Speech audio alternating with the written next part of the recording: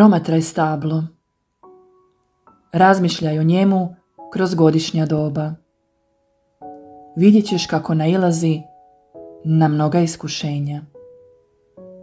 U proljeće radovat ćeš se gledajući ga kako mu cvjetaju pupoljci. Možda i nećeš zapaziti kako teško podnosi kasne snjegove i hladne vjetrove koji dolaze sa sjevera. Sviđa ti se stablo kako se lagano njiše na toplom ljetnjem suncu, ali možda nećeš shvatiti kako je žedno u sušnim razdobljima. Možda nećeš čuti vapaje za toplom ljetnom kišom kako bi utolilo žeđ. Sviđaju ti se sjajne šarene boje njegove jeseni kad se stapa s drugim stablima kako bi ti mogao uživati u preljepom predjelu. Ali primjećuješ li njegovo ukoćeno tijelo na hladnoj kiši u ledenom siječnju? Uočavaš li zebnju kad mu vjetrovi odnose list po list? Zimi će ti se svidjeti vijugave siluete koje bijeli snijeg i hladnoća stvaraju na njegovim granama. Ali čuješ li kako mu grane pucaju od studeni i težine snijega? Promatraj stablo. Razmišljaj o njemu od jednog do drugogodišnjeg doba. Pored ljepote, uoči patnju. I reci sebi, slično mi je. Ima svoja godišnja doba kao i ja.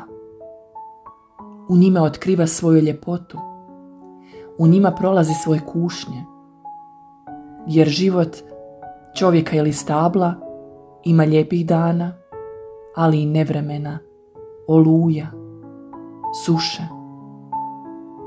Ne postoji život bez iskušenja. Nemoj misliti da život nije zaslužio življenje. Suprotno. Svako iskušenje skriva jedan trezor. Otkrićeš ga ako razbiješ školjku patnje. Na dnu se nalazi blago. Ono će promijeniti tvoj život u blistavi dragi kamen. Iskušenje te može srediti, matirati. Može se sručiti na tebe kao što se prirodna nepogoda sruči na stablo. Ali iskušenje je poziv na uzdignuće. Zamisli što bi bilo od leptira da ne želi izaći iz čahure. Zamisli koliko bi nestalo ljepote kad gusjenice ne bi prihvatile iskušenje promjene. Čovjek raste mijenjajući se. Od razdora u susret. Od napuštanja u prihvaćanje.